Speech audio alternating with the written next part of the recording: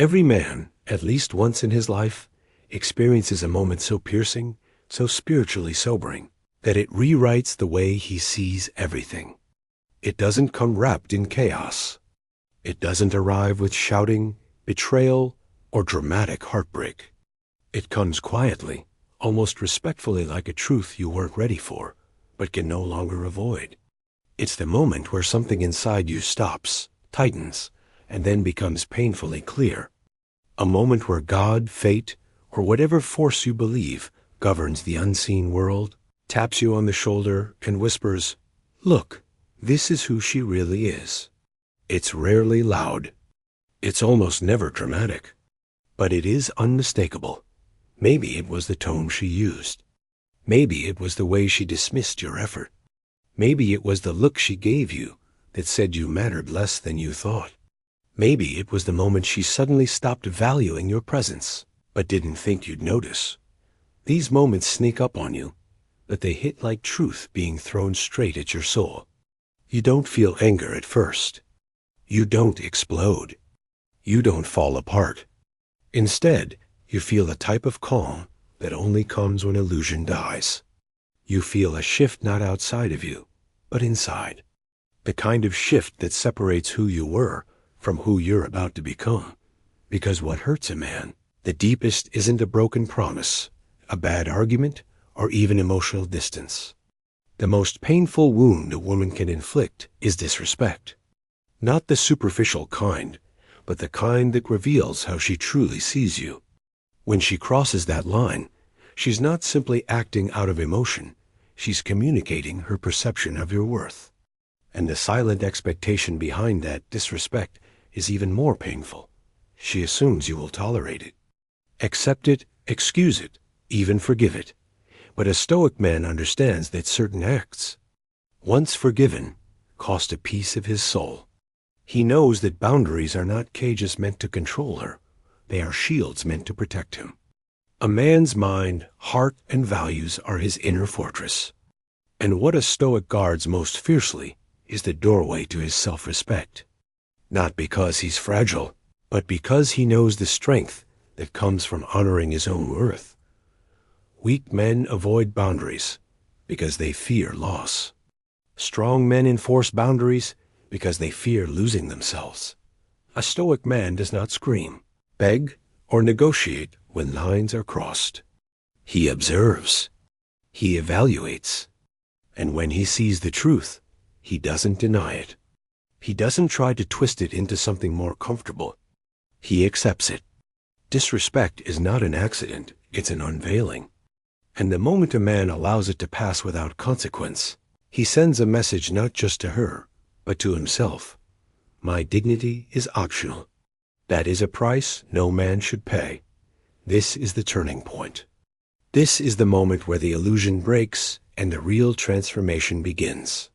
Because once a man recognizes the truth behind disrespect, he can no longer live as he did before. He starts to feel his strength returning, piece by piece.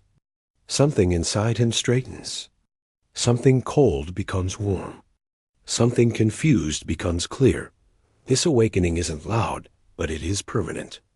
It marks the moment a man silently declares, "My respect is non-negotiable." Disrespect has a psychology behind it that most men never see coming. It doesn't arrive like a sudden storm. It creeps in quietly, gradually, almost like a slow leak in the foundation of how she views you. Women are emotionally intelligent, perceptive, and deeply attuned to the unspoken energy within a relationship. They read tone, posture, silence, hesitation, confidence, inconsistency, everything. And when a woman begins to disrespect you, it is rarely random. It is rarely accidental. It is almost always a reflection of an internal shift happening in her mind. This shift begins long before you notice it. It starts the moment she subconsciously reassesses your value. Maybe you tolerated something she didn't expect you to tolerate. Maybe you apologized for something you didn't do just to keep the peace. Maybe you let her raise her voice at you without addressing it. Maybe you allowed behavior that contradicted your own standards. Each time this happens, she recalibrates her understanding of where you stand as a man. Women test. Not maliciously, not with cruelty, but instinctively. These tests are rooted in biology, psychology, and emotional security. A woman wants to know whether the man she's with can hold his ground, lead with confidence, and maintain emotional control when challenged. She pushes not to break you, but to see where the edges of your strength truly lie. These aren't always dramatic tests. Sometimes they're subtle. The sarcastic comment in public, the dismissive shrug, the interruption when you're speaking, the slight mocking tone. She wants to see if you correct it, ignore it, or collapse under it. Here's where most men fail. When she disrespects you and you tolerate it, she doesn't think, "Wow, he's patient." She thinks, "He's not as strong as I thought." The worst mistake you can make as a man is confusing tolerance with virtue. Tolerating disrespect does not show maturity, it signals weakness in her eyes. And once she senses that weakness, her behavior shifts automatically. The tone becomes sharper. The attitude becomes bolder. The warmth becomes colder. She loses the instinct to admire, to soften, to trust your leadership. Respect is the soil where attraction grows, and once that soil dries, everything else follows. It's important to understand that disrespect rarely starts big. It starts small, so small that many men don't notice it until it's too late. A rolled eye here, a condescending remark there, a change in the way she talks to you in front of others. Disrespect thrives in silence. When you don't address it, you teach her that the behavior is acceptable. When you excuse it, you teach her that you're willing to shrink yourself to maintain connection. And when you ignore it, you unintentionally give her permission to escalate it. A stoic man does not respond with rage, emotional explosion, or petty retaliation. That only confirms insecurity. Instead, he observes and enforces boundaries with quiet strength. He understands that disrespect is not about the moment, it's about the meaning behind the moment. It's not about the words, it's about the shift they reveal. Because the truth is simple. She stops respecting you the moment she realizes you don't respect yourself enough to demand it. Once respect fades, attraction fades with it. Loyalty weakens. Effort declines. And unless a man recognizes the early signs, he finds himself in a relationship where he is present, but not valued. This is why the psychology of disrespect must be understood early, so a man can act from strength, not desperation. To a stoic man, respect is not something he hopes for, asks for, or negotiates for. It is the very foundation of his identity, the framework upon which every relationship in his life is built. Respect is not decorative, it is structural. Without it, nothing meaningful can stand. This is not pride, ego, or arrogance. It is a deep understanding that the way others treat him must align with the way he treats himself. When that alignment breaks, the entire connection begins to collapse. This is why ancient Stoic philosophers like Marcus Aurelius and Epictetus spoke so emphatically about self-governance, discipline, and inner standards. Marcus Aurelius didn't withstand the pressures of an entire empire because he demanded. Admiration, he did so because he lived by a code. Epictetus didn't teach men to command others. He taught them to command themselves. Seneca didn't preach emotional chaos. He preached emotional control. It all comes back to the same core principle. A man must honor his own worth before expecting anyone else to. So what does this look like in a relationship?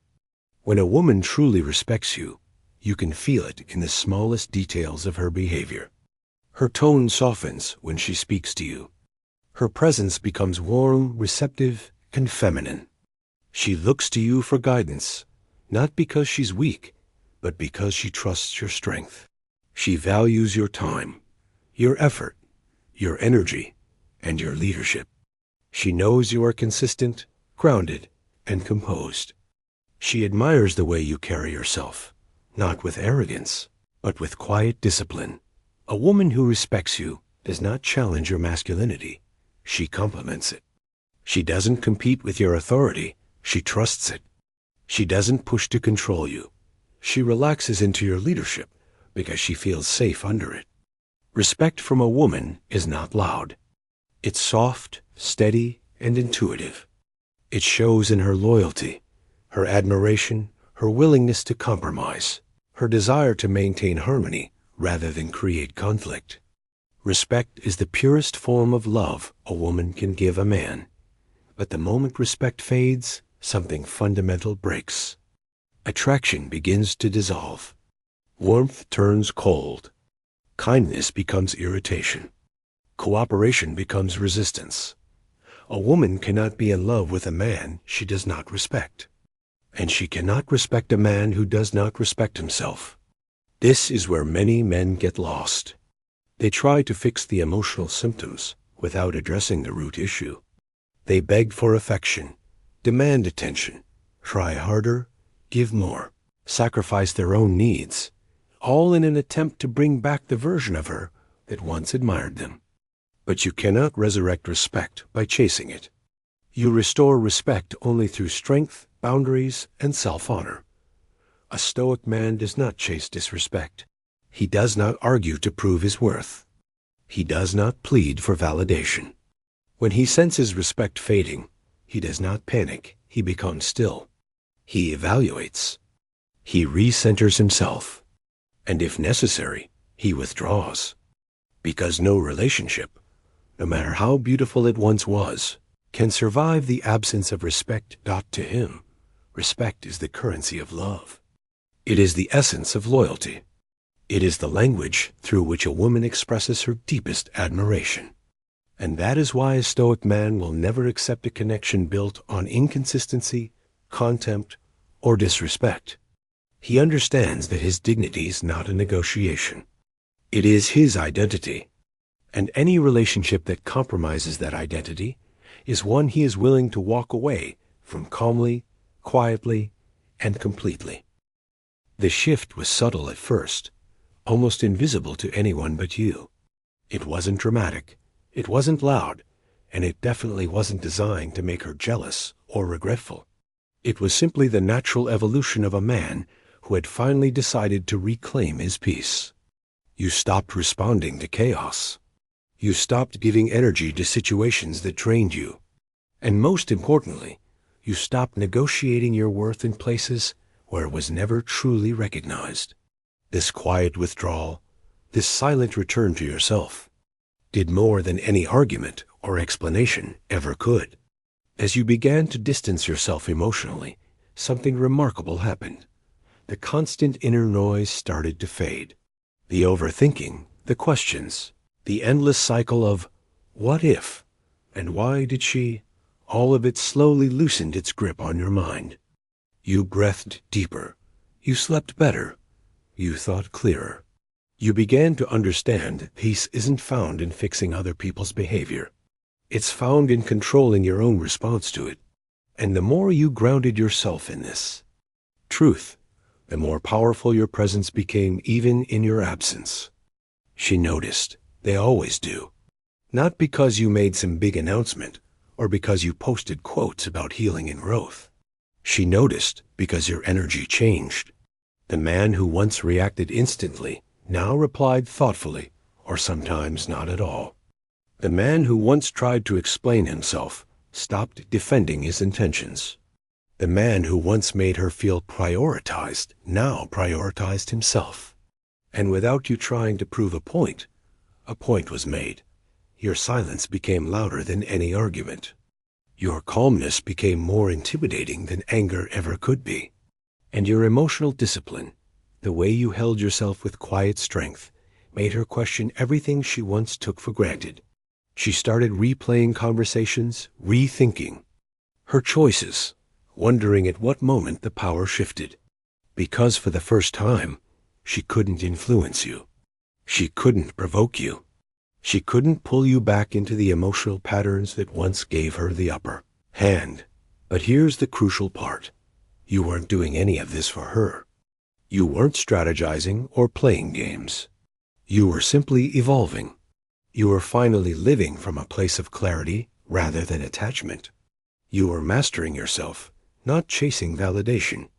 And this made your transformation genuine, not forced, not manipulative, but authentic.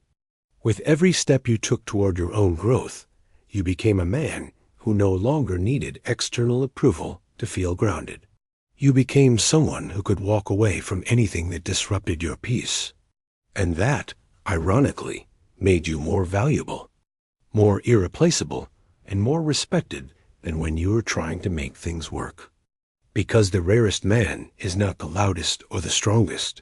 It's the man who is in control of himself. And once you reach that level of inner stability, everything changed, not just in how she viewed you, but in how you viewed yourself. The world looks different when you're no longer fighting battles that were never yours to begin with. The power of your absence was never about loss. It was about rediscovery.